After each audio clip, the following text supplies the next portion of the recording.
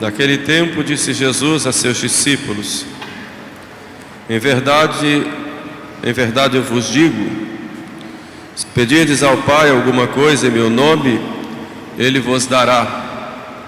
Até agora nada pedistes em meu nome.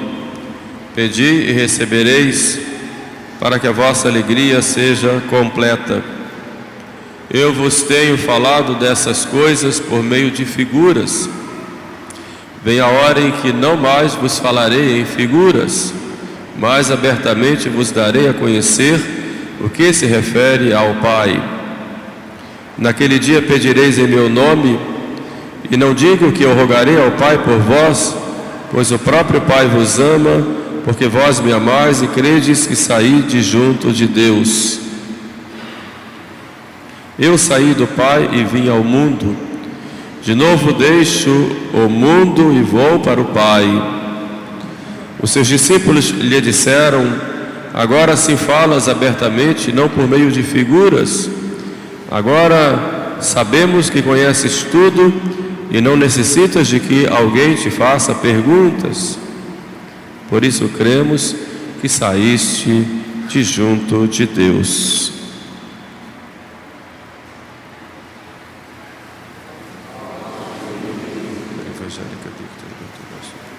No Evangelho nós ouvimos Jesus falar em diversos momentos do Pai.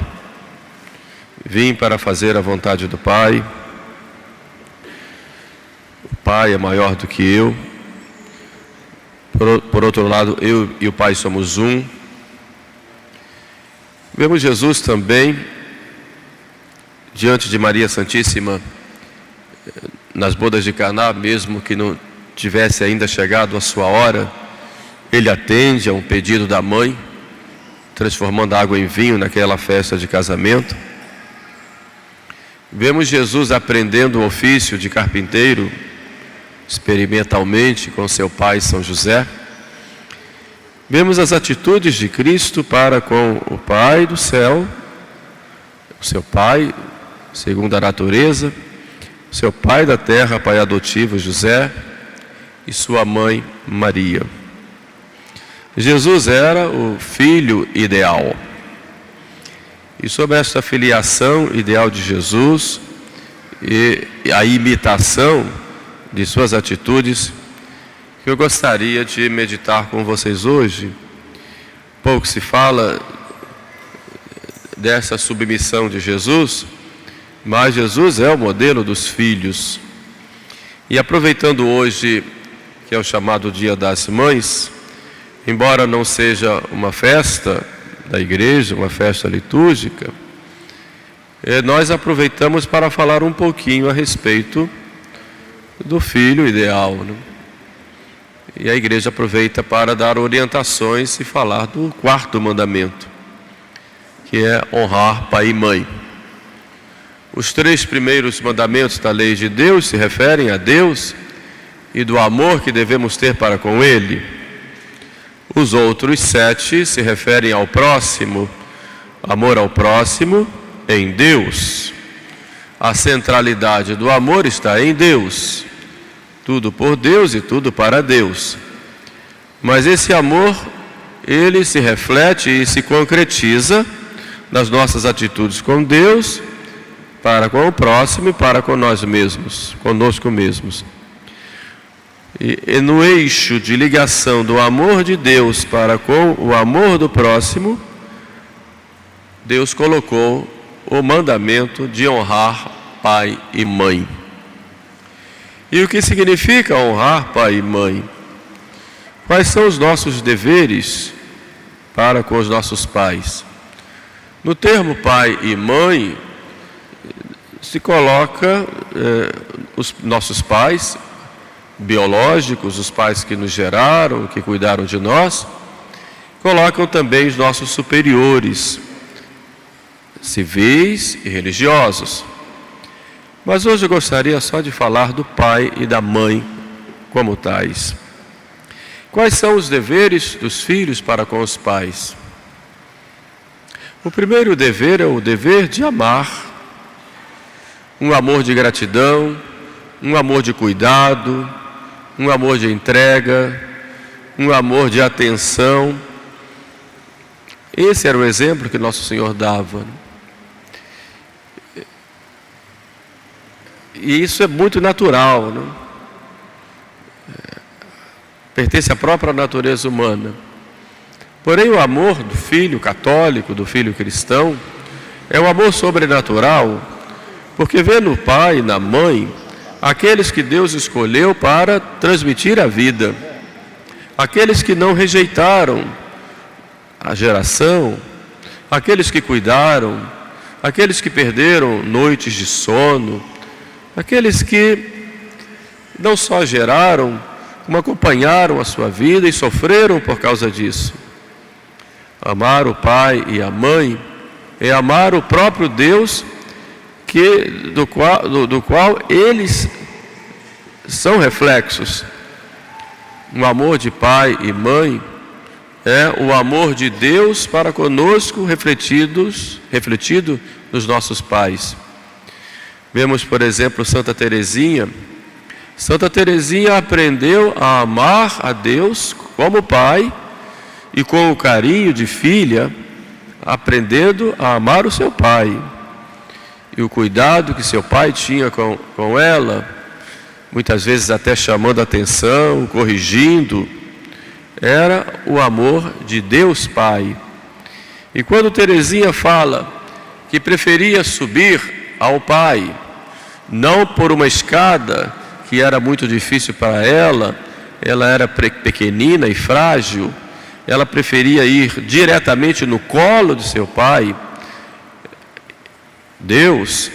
Na verdade, ela dizia exatamente porque o pai se abaixa, pega a criança no colo e eleva ao seu peito. Assim Deus faz conosco. Por isso esse carinho, esse amor que devemos ter para com os nossos pais é exatamente o amor que devemos ter para com Deus. Alguns autores dizem que em cada pai, em cada mãe, evidentemente falando de modo bem alegórico, há um DNA de Deus, ou seja, há traços de Deus. E isso é bem claro porque é Deus quem é o Criador de todas as coisas. E Ele coloca em cada pai, em cada mãe, algo seu, da sua paternidade. E por isso vai contra a própria natureza o pai que rejeita o seu filho, a mãe que rejeita seu filho, que não ama, que odeia, que maltrata, que não cuida, vai contra a própria natureza humana, porque a natureza humana criada por Deus tem um toque de Deus, uma herança de Deus em sua paternidade e em sua maternidade. Por isso o aborto é um absurdo, é uma violência não só contra a criança que está sendo ali assassinada mas uma violência contra a própria natureza humana. É irracional o aborto. Por isso os filhos têm um dever de amar os seus pais e de cuidar dele. E o amor ele se expressa com atitudes, com obras, sobretudo com o cuidado para com os seus pais. O segundo dever do filho para com os pais é o de obediência. E nisso Jesus nos dá um exemplo extraordinário. Quando nós vemos Jesus voltar de Nazaré, ali nos 12 anos, a Bíblia fala bem claro: e voltou com eles para Nazaré, eles era submisso, era obediente. E Jesus nos fala isso em diversos momentos: a minha vontade é fazer a vontade daquele que me enviou. E no Horto das Oliveiras, naquela agonia, naquele sofrimento, ele diz: Pai, se é do teu agrado, que afaste de mim este cálice sem que eu beba, mas que não se faça a minha vontade, e sim a tua vontade. Portanto, o maior exemplo de obediência está em Jesus, feito obediente até a morte e morte de cruz. E todo filho, expressão da obediência de Jesus, deve ser obediente a seus pais.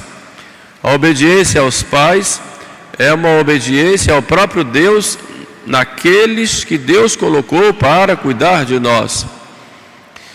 O único limite da obediência está quando a pessoa toma um estado de vida matrimonial, a vida consagrada, ou quando os pais dão alguma ordem contrária à vontade de Deus, porque a obediência aos pais está na obediência ao próprio Deus. Isso não se ensina mais nas casas, nas escolas, muitas vezes nem na própria catequese se ensina que os filhos devem obedecer a seus pais. Por outro lado, os pais devem tratar os seus filhos não como escravos, mas como filhos, dando-lhes a força, o carinho, a atenção, o cuidado para que não se desencaminhem. Os pais, pelas suas atitudes, devem educar os seus filhos. Os filhos aprendem mais o que eles vivenciam do que aquilo que eles ouvem. Daí a importância na educação, os pais terem uma vida honesta, correta, uma vida com valores, na sua própria hierarquia, Deus sempre em primeiro lugar. Quando o filho vê um pai rezando, o filho aprende a rezar. Quando vê um pai se ajoelhando diante de Deus, o filho aprende que Deus tem a primazia. Quando vê os seus pais se cuidando, se respeitando, os filhos aprendem a se respeitar. Então essa base dada desde a tenra infância, e sobretudo quando muito pequeninos, é extremamente importante que os pais mostrem esse respeito às coisas de Deus e o respeito entre si, e mostrem esse amor que nós devemos ter uns para com os outros. Quando chega a hora de exigir obediência, os filhos vão obedecer bem. É claro que não podemos nos esquecer do pecado original que foi apagado no batismo, porém ficam as marcas, fica a concupiscência, a desordem. Então o filho precisa ser bem cuidado, mas precisa ser corrigido, né? Precisa ser guiado, né? Nem tudo que a criança quer, os pais devem dar, né? Os pais não se acostumaram mais a dizer não para os filhos, por um lado, né? Fazem totalmente suas vontades, e muitas vezes os filhos fazem dos pais os seus verdadeiros escravos, e os pais se escravizam e se entregam totalmente à vontade dos filhos, muitas vezes com vergonha ou com medo de passarem alguma vergonha. Os filhos manipulam, e desde pequeninos, por causa do pecado original, existe essa tendência dos filhos quererem manipular os pais, até de modo inconsciente. Por isso é preciso tomar sempre o cuidado dos pais terem a condução e receberam as graças próprias para isso, condução de seus filhos, e ensiná-los a serem obedientes. Então obedecer, e quando se obedece ao próprio Deus na pessoa dos nossos pais. O terceiro dever do filho para com os pais é o dever de respeito, de reverência. É nesse sentido que se está aí dizendo honrar pai e mãe. E essa reverência não é apenas a submissão e a obediência, mas é a própria honra que se dá a eles pela sua importância na sua vida. É uma pena que na sociedade brasileira já se perdeu isso. E por causa da educação moderna, os valores foram invertidos e os filhos tratam os pais como se fossem iguais. Existe muito essa tendência hoje de colocar o pai e a mãe como amigo. Nós somos amigos. Não são amigos, não são os amiguinhos. Se você diz que o filho é como amigo, você está comparando o seu filho ao amiguinho, está se comparando ao amiguinho que seu filho tem na escola, ao amiguinho que ele vê na internet, ao amigo que ele vê lá no Facebook. E eu não sei para que a criança tem Facebook, mas tudo meio complicado, né? De qualquer forma, você não é amigo, você é pai. Tem também uma relação de amizade, mais do que uma amizade de um amigo. Mas você é pai. E como pai você é guia, você instrui, você orienta, você leva o seu filho a caminhar. Mas seja homem verdadeiro, não seja mole, não seja indeciso. Passe segurança para o seu filho sentir que você é um homem que vai conduzi-lo. Agora, se você é mole, indeciso, não sabe o que quer da vida, como é que seu filho vai seguir as suas orientações? Como é que você vai dar um passo e seu filho vai dar aquele passo junto? Se o seu passo cambaleia o tempo todo e você não sabe o que quer da vida, não sabe quais são os valores que você tem que colocar para a sua própria vivência e se deixa levar sempre pela opinião dos outros, seja um homem firme, decidido, corajoso, sincero, fiel, verdadeiro. Então você vai ser como pai um espelho para o seu filho. E quando digo você der um passo, seu filho vai dar aquele passo junto. Agora, se você não sabe o que quer da vida e deixa se levar pela cabeça dos outros, o seu filho vai ficar totalmente perdido.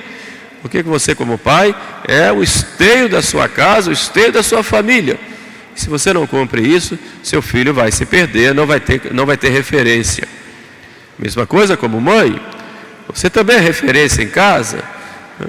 Com o seu carinho, com a sua atenção, com a sua inspiração, com o seu cuidado, muitas vezes com as suas cobranças, que os filhos às vezes reclamam, mas tem que fazer e tem que cuidar, mas sem confusão, sem perder o controle das coisas. Não tratem, pais, os seus filhos com raiva, ou quando vão corrigir com raiva, sem controle. É um grande desafio ter paciência na hora que se vai corrigir o filho. E digo corrigir porque tem que corrigir, com caridade, mas com firmeza. E quando falo corrigir, não é dar pancada, não. Se precisar dar umas palmadinhas, não faz mal, não. Mas sem espírito de raiva, de vingança. O filho vai ver em vocês uma referência, vai sentir segurança e vai se encaminhar bem. Hoje o mundo está sem referências, por isso aparecem tantos ídolos e a moçada vai atrás deles, porque não tem mais em casa aquela referência da família. E falta o respeito, né? Então em casa tudo tem que ter essa ordem, né?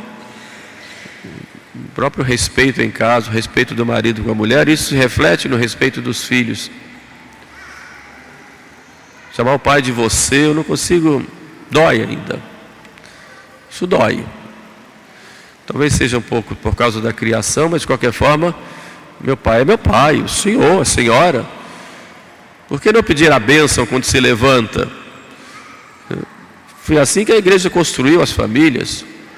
Por que não dar a bênção ao seu filho quando o seu filho vai dormir? Por que não rezar com ele lá no pé da cama? Assim a igreja trouxe a história da família para nós. Por que não pedir bênção à mãe? Por que não beijar-lhe as mãos? Por causa dessas coisas que aparentemente são pequenas, mas são essas pequenas coisas que constroem uma casa sadia. São os pequenos detalhes da vida de família que constrói uma família sã. Então, queridos jovens, queridos filhos, lembrem-se dos seus pais e honrem. Lembra aqui de Salomão como rei, quando chegou a mãe, Salomão se levanta do trono e diz: mãe, senta aqui. Numa época diferente da nossa. José do Egito, era vice-rei do Egito. Quando chegou seu pai, ele correu e deu um abraço, né? E se prostra diante do pai, né? Jacó. Por outro lado, né? Absalão, que se revolta contra seu pai Davi, foi castigado com 3 flechas. A Sagrada Escritura fala muito de castigos para os filhos que descuidam e não respeitam, não honram os seus pais. E quando nossos pais já foram para outra vida, aliás, quando estão na velhice, aí os filhos vão provar o seu amor cuidando deles, na sua paciência. Os pais estão cansados, doentes, muitas vezes com problemas psíquicos. Olha como é importante os filhos estarem ali, cuidando, com carinho, com paciência. Quantas vezes ele ficou no colo do pai durante uma noite. O pai cuidando, né? Quantas fraldas trocadas, né? Quantos remédios, quantos médicos, né? Quantos dias indo para a escola, indo levar e buscar, né? Os filhos se esquecem disso. E quando crescem, parece que isso não existiu, né? Não existiu. Então, na velhice, cuide do pai e da mãe. Feliz aquele que pode fazer isso. Cuidar de seus pais. E quando os seus pais morrerem, cuidem deles na outra vida, rezando por eles, cuidando do sepultamento, de sua sepultura, mas sobretudo de orações e sacrifícios pelo descanso eterno de suas almas. Indo para o céu, com certeza os pais não se esquecerão de seus filhos aqui da terra. Honrar pai e mãe é o eixo de ligação nos mandamentos de honrar a Deus e honrar ao próximo, porque começa ali com o mais próximo.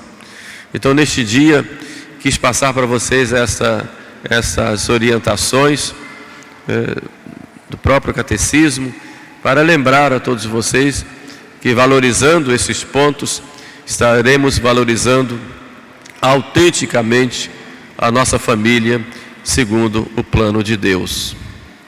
Amém.